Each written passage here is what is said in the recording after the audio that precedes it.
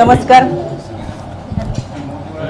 राज्य महिला आयोगाच्या वतीनं गेले 2 दिवसापूर्वी पुणे पोलीस आयुक्त यांना पत्रव्यवहार करत काही सूचना दिल्या होत्या. यामध्ये राज्य महिला आयोगाला कुमारी सानवी बहुउद्देशीय सेवाभावी संस्था असेल, शांताबाई बहुउद्देशीय सेवाभावी तर अनेक संस्था यांच्या वतीनं पत्राद्वारे काही मेल केले होते. तसेच आयोगाकडे काही त्यांनी मागणी केली होती आणि एकंदर या सगळ्या अनुषंगाने पुणे पोलीस आयुक्तांना पत्र लिहिलं होतं. गेले 2 दिवसापूर्वी पाठवलेल्या पत्राचा अहवाल पुणे पोलीस आयुक्तांकडून आज राज्य महिला आयोगाला प्राप्त झालेला आहे. यामध्ये या अहवालामध्ये जी माहिती आली आहे अतिशय भयावह आणि भीषण परिस्थिती या अहवालामध्ये मांडलेली आहे. यामध्ये 27/7/2025 रोजी पहाटे 3:20 रूम नंबर 102 स्टेबर्ड हॉटेल खराडी या ठिकाणी छापा कारवाई करण्यात आली होती. त्यामध्ये 154/225 NDPC ॲक्ट कलम 8क 22ब 21ब 27 20-2 यासह 7-2-20-2 गुन्हा दाखल करून यामध्ये प्रांजल खेवलकर, निखिल पोपटाने, समीर फकीर मोहम्मद सय्यद, सचिन भोंबे, श्रीपाद मोहन यादव आणि यांच्या समवेत असलेल्या 2 महिला यांना पुणे येथून ताब्यात घेऊन 41,35,400 रुपये किमतीचा, त्यामध्ये कोकीन, गांजा, एकूण 10 मोबाईल, 2 चारचाकी वाहने, हुक्का पॉट व दारूच्या बॉटल अशा इतर व अंमली पदार्थ जप्त करण्यात आले होते. यामध्ये प्रांजल खेवलकर यांच्या इंद्रप्रस्थ सोसायटी हडपसर पुणे येथील घरातून जो मोबाईल जप्त केला होता त्यामध्ये सायबर तज्ज्ञ यांच्या माहितीने तांत्रिक विश्लेषण करून तपासणी केली असता या मोबाईलमधील हिडन फोल्डरमध्ये महिलांसोबत असलेले चॅटचे स्क्रीनशॉट, पार्टीचे फोटो, व्हिडिओ तसेच महिलांचे नग्न व अर्धनग्न फोटो व काही अशोभनीय कृत्यांचे व्हिडिओ हाती लागले. या मोबाईलमध्ये जे व्हॉट्सॲप चॅट करण्यात आले त्यामध्ये एकूण 7 मुली आढळून आल्या. या मुलींची नावं 7ही मुलींची नावं आरुष या नावाने सेव्ह केलेली होती.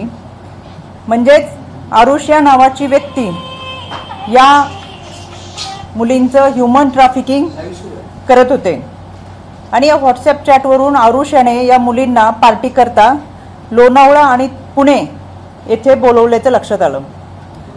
पोलिसांनी छापा टाकला त्याच्या अगोदर सुद्धा 2 दिवस म्हणजे 25/7/2025 रोजी त्याच ठिकाणच्या हॉटेलमध्ये रात्री 10 ते पहाटे 4 वाजेपर्यंत दारू व हुक्का पार्टी चालू होती.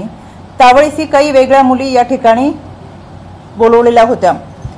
यामध्ये प्रांजल खेवलकर यांच्या चॅटचे अवलोकन केले असता यामध्ये महिलांसोबत आपत्तीजनक चॅटिंग असून मुलींसोबत सिनेमामध्ये शूटिंग करण्याच्या निमित्ताने संपर्क साधलेला आहे.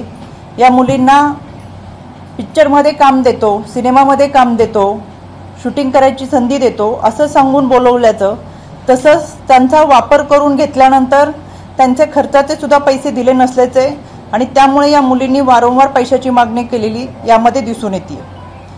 प्रांजल खेवलकर याने खराडीतले स्टेबर्ड हॉटेल असेल, गोवा येथील हॉटेल असेल, लोणावळा, साकीनाका आणि जळगाव या ठिकाणी मुलींना बोलून अशा पद्धतीच्या पार्ट्या केल्याचे निष्पन्न झालेले आहे.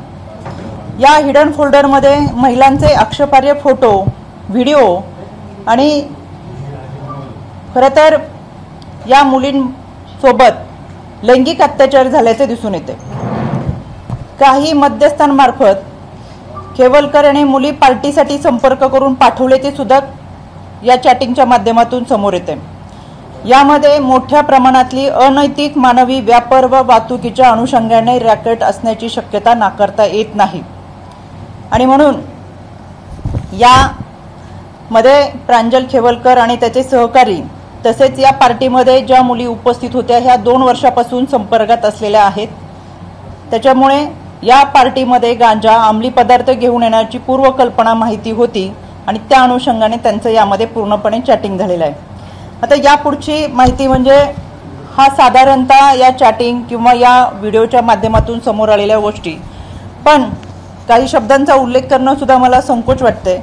या मोबाईल फोनमधल्या हिडन फोल्डरमध्ये 252 व्हिडिओ सापडले, त्यामध्ये 1497 फोटो असे एकूण 1779 फोटो व्हिडिओ आहेत। या व्हिडिओमध्ये पार्टीचे तसेच मुलींसोबत अतिशय अश्लील अश्लाघ्य मुलींचे नग्न फोटो हे या व्हिडिओमध्ये आहेत।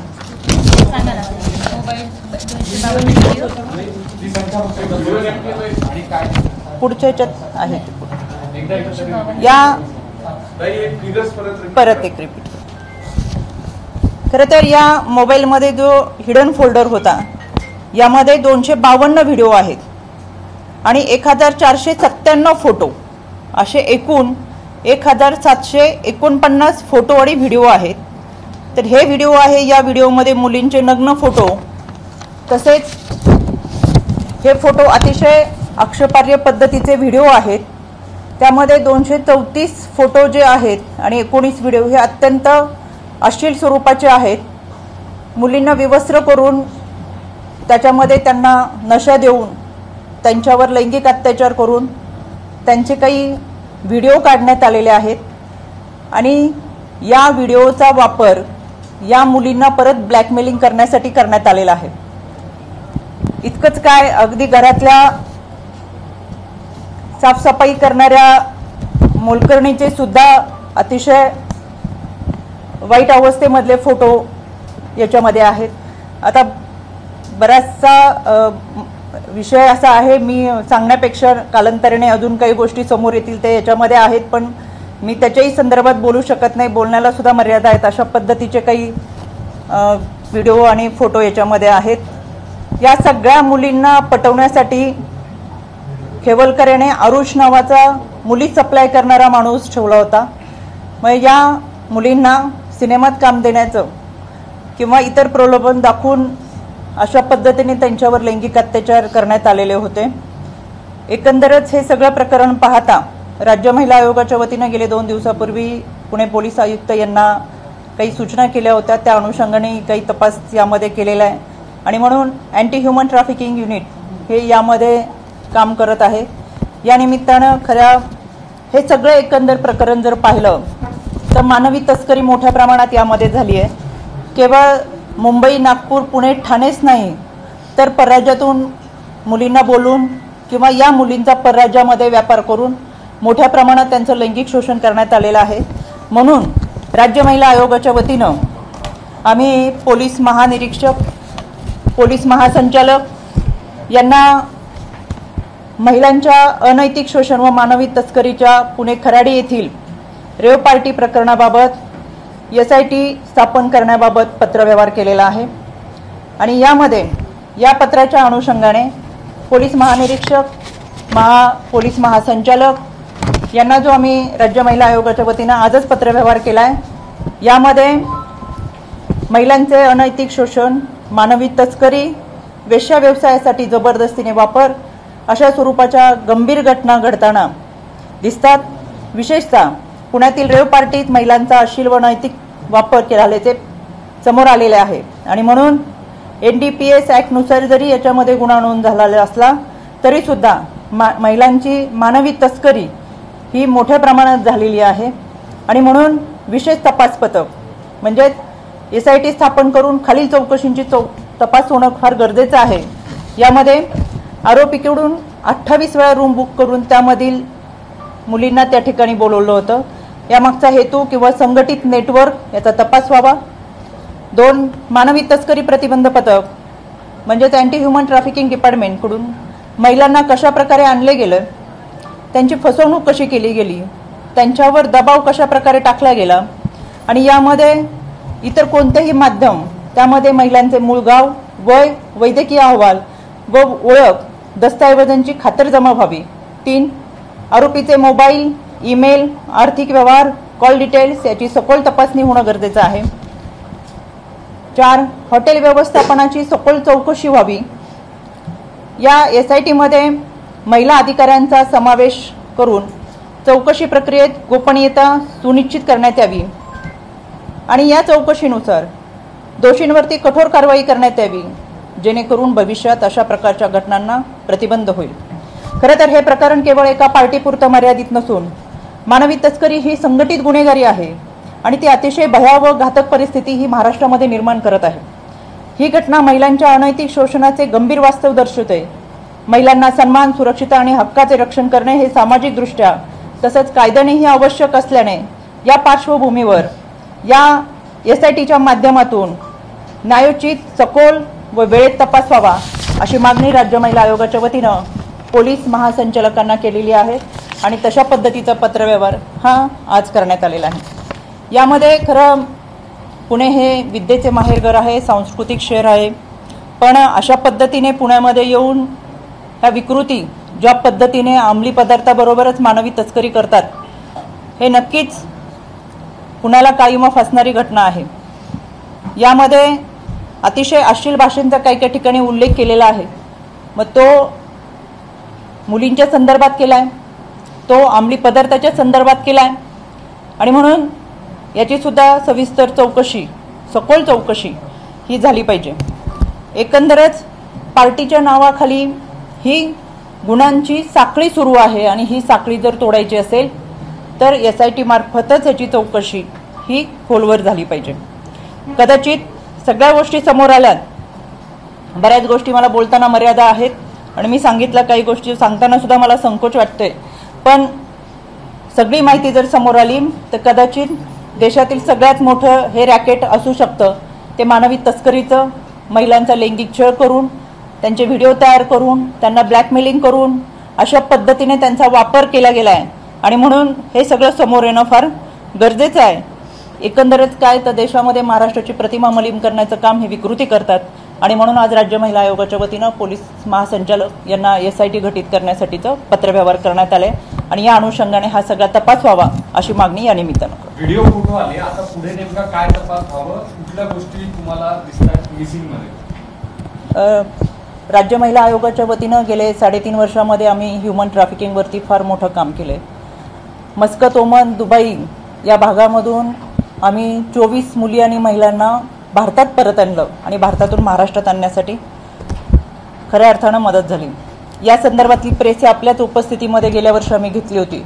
खरं तर ही जी मानवी तस्करी केली जाते ही सामूहिक गुन्हेगारी आहे, एक संघटित गुन्हेगारी आहे आणि यामध्ये त्या मुलींच्या आर्थिक बाजू कमकुवत असताना, कुटुंबामध्ये कोणी कर्ता पुरुष नसताना त्यांचा गैरफायदा घेतला जातो, त्यांचं लैंगिक शोषण केलं जातं, त्यांना वेश्याव्यवसायाला प्रवृत्त केलं जातं, त्यांची मानवी तस्करी महाराष्ट्राच्या बाहेरच्या राज्यांमध्ये आणि कधी कधी परदेशामध्ये केली जाते। ही अतिशय भयावह परिस्थिती आहे। ज्यावेळेस पुण्यातल्या काही मुली आणि महिलांना आपण परत आणलं होतं, गेल्या वर्षी आपल्या समोर ह्या सगळ्या स्वतः येऊन सांगत होत्या।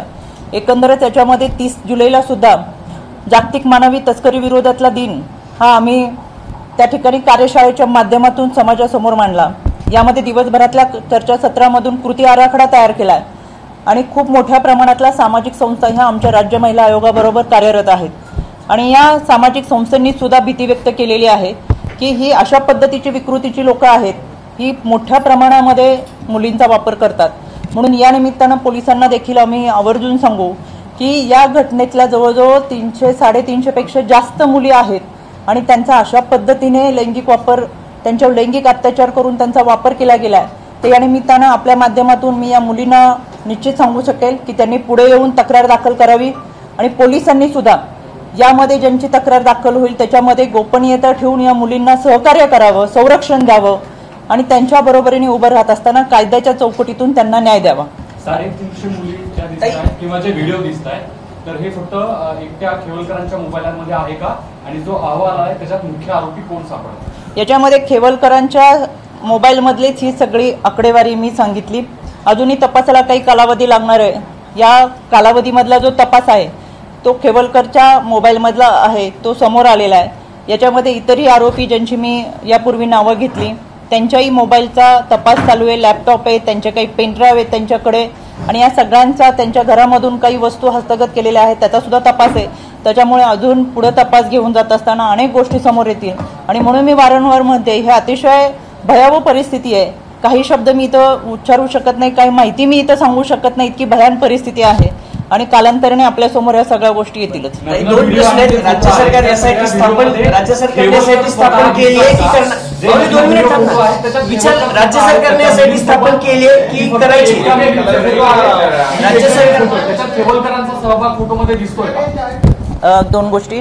राज्य सरकारने एसआयटी स्थापन केली की आजच आम्ही पोलीस महासंचालकांना पत्र पाठवलेलं आहे. याच्यामध्ये एसआयटी स्थापन करावी यासाठीचं पत्र आजच दिलेलं आहे. त्याच्यामुळे एसआयटी निश्चितपणाने ते स्थापन जर झाली तर ह्या सगळ्या गोष्टींचा उलगडा होईल आणि याच्याही पुढे जाऊन ज्या मुली यामध्ये आहेत ज्यांचं लैंगिक शोषण झालंय त्यांना खऱ्या अर्थानं संरक्षण मिळेल आणि इथून पुढे अशा पद्धतीची मानवी तस्करी होणार नाही. हे फार मोठं रॅकेट आहे.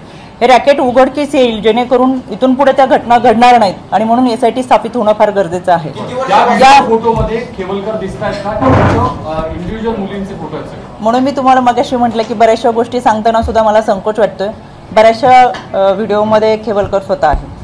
असेल किंवा तक्रार असेल एक तर स्वतः पोलीस फिर्यादी होतात किंवा संबंधित व्यक्ती फिर्यादी होत असते. हा जो काही मोबाईलचा डेटा असेल तर तो आपण पोलीस त्यांना अडकवतायत की काय असं एक संशयाची सोय निर्माण होते असं बोललं जात आहे का? अडकवण्याचा प्रयत्न आहे? मला असं वाटतं त्यांच्या मोबाईलचा डेटा जरी असला तो कुठली मुलगी पुढे आली नाही सांगायला की असं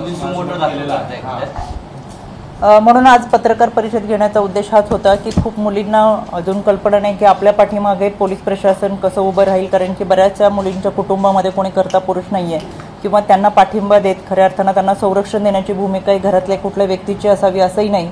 अनेकांच्या घरामध्ये त्यांची जबाबदारी संपूर्ण कुटुंबाची जबाबदारी या मुलींवरती आहे. आर्थिक परिस्थिती बिकट आहे आणि असं असताना त्यांचा अशा पद्धतीने वापर केला गेला आहे आणि म्हणून याच माध्यमातून मला आवर्जून या मुलींना सांगायचं आहे आणि केवळ ही आमच्यासाठी पहिलीच घटना आहे असं अजिबात नाही. कारण की याच्यामध्ये पहिलीच घटना अशी नाही की आम्ही आज पहिल्यांदा बोलतोय. खरं तर ह्युमन ट्रॅफिकिंगमध्ये गेले 3.5 वर्षामध्ये काम करतो आणि गेल्या वर्षी पुण्यामध्ये आपल्यासमोर पत्रकार परिषद यासाठी घेतली होती कारण की इतर महिलांनी सुद्धा समोर यावं आणि म्हणून मला असं वाटतं आज सुद्धा या पीडित त्याच्यामध्ये ज्या मुली आहेत त्यांनी समोर येऊन तक्रार नोंदवावी. बऱ्याच जणांनी तक्रार द्यायला सुरुवात सुद्धा केलेली आहे. म्हणून मला असं वाटतं पोलिसांनी सुद्धा त्यांना संरक्षण देत त्यांची भूमिका. घटना कधीपासून सुरू होत्या? कारण आता हे सगळे आल्यानंतर समोर आले की याच्या अगोदर किती वर्षापासून हे सगळं सुरू? याच्यामध्ये गेल्या अनेक वर्षापासून जेवढे आरोपी आहेत ते एकमेकांच्या संपर्कात आहेत आणि अनेक वर्षापासून हा प्रकार सुरू आहे. याच्यामधले खऱ्या अर्थानं CDR चेक केले तर आपल्याकडे निश्चित कालावधीचा मी यामध्ये सांगितलं काही लोणावळा होतं, साकीनाका होतं किंवा जळगावमध्ये या सगळ्या ठिकाणी अशा पद्धतीने पोलिसांचे अपयश नाही असं वाटत नाही का? कारण गेल्या अनेक वर्षी 350 मुलीच तुम्ही आकडा सांगताय. जर एवढ्या वर्ष चालू होतं तर पोलीस काय करत होते या सगळ्या प्रकारामध्ये? अनेक ठिकाणी तुम्ही म्हणूनच मी म्हटलं की गेल्या वर्षी आम्ही 24 मुली आणि महिलांना परत आणलं. हे आम्ही पोलिसांच्या मदतीने ह्युमन ट्रॅफिकिंगच्या मदतीनेच परत आणू शकलो आणि म्हणून मला असं वाटतं यामध्ये ह्युमन ट्रॅफिकिंग टीम जी आहे जी पोलिसांच्या माध्यमातूनच काम करत असते. अनेक सामाजिक संस्था असतात यांच्या सगळ्यांच्या सहकार्यानेच आम्ही खरं तर एक्सटर्नल अफेअर मिनिस्टर असेल, इंडिया एम्बसी असेल यांच्याबरोबर संपर्क करून या सगळ्या मुली आणि महिलांना परत घेऊन आलोय आणि म्हणून या माध्यमातून मला आवर्जून सांगायचं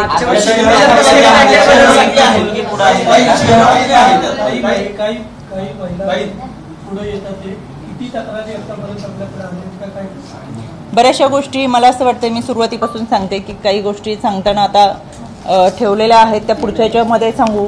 बराचसा अहवाल आहे त्याच्यामुळे जसा अहवाल समोर येईल ते निश्चितपणाने आम्ही मांडू. याच्या पाठीमागची एकच भूमिका आहे, यामध्ये मुलींना संरक्षण मिळावं. मोठ्या प्रमाणातली मानवी तस्करी होत आहे, याच्यामधलं हे रॅकेट उघड व्हावं आणि जो लैंगिक छळ मुलींचा झालेला आहे, ज्यांना ब्लॅकमेलिंग झालं आहे, त्यांचे व्हिडिओ काढले गेलेले आहेत तर त्यांना संरक्षण देत असताना इथून पुढे अजून कोणाची अशी फसवणूक होऊ नये यासाठी आजची पत्रकार आणि